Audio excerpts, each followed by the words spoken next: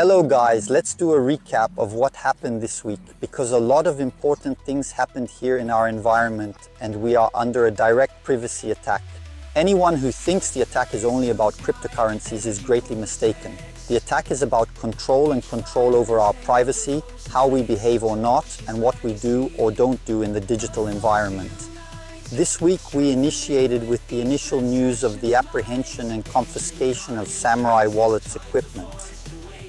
So Samourai developed a tool that is currently decentralized, allowing individuals to transact freely while preserving the privacy of their transactions.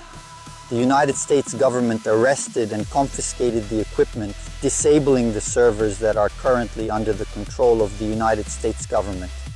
They said that since the period under investigation, Samourai Watch had transacted over $2 billion, equivalent to $2 billion, and out of these $2 billion, $100 million would have been for illicit activities. This indicates that 5% of the transactions conducted in the Samourai wallet were intended for illegal purposes. It is important to note that out of the total volume of cryptocurrency transactions worldwide in 2023, as stated in the chain analysis report, only a mere 0.3% of all cryptocurrency transactions were found to be associated with illicit activities or purposes. Well, if 5%, as deemed by the United States government, were utilized for illicit purposes, 95% of the individuals utilizing Samourai Wallet do so precisely to maintain their privacy. And preserving your privacy is not a crime. Privacy is a right. The government, it does not have the right to invade and control our privacy, what we do in the private sphere the way they are doing. At the same time as this assault on Samourai Wallet, MetaMask received a letter from the Securities and Exchange Commission indicating that they are being regarded as an exchange. MetaMask is the biggest wallet in the Ethereum ecosystem. So they are considered an unregistered securities exchange. And on the same day, all on the same day, unbelievably. That's why I say it was an orchestrated attack. The FBI also released a statement saying that if people have funds in exchanges they deem to be engaged in illegal activities, they will shut down those exchanges and people will lose their funds. Basically, that's it. So they are trying to criminalize the use of cryptocurrencies in general and going after exchanges that do not perform KYC, which they consider exchanges. In fact, anything can be an exchange now, according to their latest statement, anything. If you have made a money transfer, you may be considered a money transmitter and should have a registration in the United States. And with that, just to give you an idea, you could even have your own Nostr, which is a protocol where a social network was built to transfer values through the Light network, and even that could potentially fall within the broad definition set by the United States government. So we had the problem with Samourai, we had the problem with MetaMask, we had the problem with this note. The FBI and, because of all this, Phoenix Wallet made the choice to exit the US territory in order to protect its users and ensure their safety. She made a request, urging users to withdraw all funds from their wallets as soon as possible. And then a commotion started on the internet because Phoenix Wallet is a self-custody wallet. If it's self-custody, why are they asking users to withdraw all funds? And a tremendous uproar erupted on the internet, as is customary, but that is precisely what social media is known for. Because in reality, Phoenix Wallet is a well-established company and they are currently developing this software.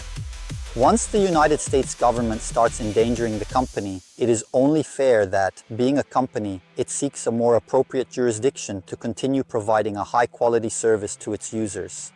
It is self-custody, it remains self-custody. Their issue is that they have their own application, it is a Lightning Network node.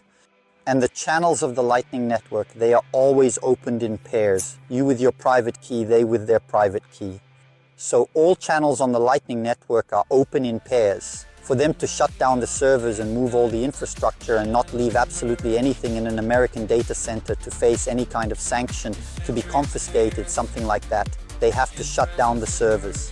To shut down the servers, they need users to withdraw these funds beforehand, so that users don't have funds stuck or lost.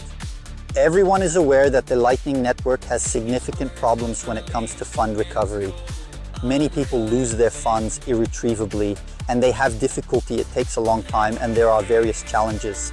Light Network has many issues regarding this. Therefore, it is only right, being a transparent company, that it requests users to withdraw their funds from Light Network, close their channels, request channel closures so they can shut down these servers and move to another jurisdiction. Zeus, which is another wallet, said it doesn't know where it is. Samourai Wallet also had a very similar attitude of being quite arrogant on social media.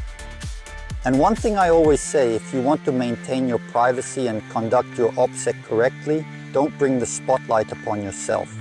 Samourai Wallet unfortunately had very serious issues regarding their own privacy, mainly due to the way they exposed themselves on social media by inviting Russian oligarchs. Extremist groups are being invited to come and utilize the tool for their activities and purposes. Groups that were committing crimes in the eyes of the government, and this brought a lot of spotlight onto them, mainly the way they position themselves. So to avoid risks, don't bring the spotlight onto yourself. Preserve your privacy, which is a fundamental right. Utilize the tools that are accessible and continue utilizing any type of encryption tool that can safeguard your privacy. Continuing with the Samourai part, the servers of Samourai Wallet were shut down. All servers were deactivated. So if you only utilize their application and did not possess your own server operating on your infrastructure, it is advisable that you do not open the application and remove it, because you never know if they will. The government will establish a new application with a certain type of spy virus, some form of malware that will infect your phone and compromise its security. And this may come via a sudden auto-update, so uninstall Samourai. If you open the app now, it won't work as servers have been disabled. With servers disabled, unable to view balance, retrieve private key from Samourai, recover an application like Sparrow or Electrum to gain access to your funds. Your balance will be there as funds are with you. It has always allowed self-custody and now operates in a decentralized environment. My recommendation is just to wait a little bit for the dust to settle so we can understand everything that's happening in this ecosystem.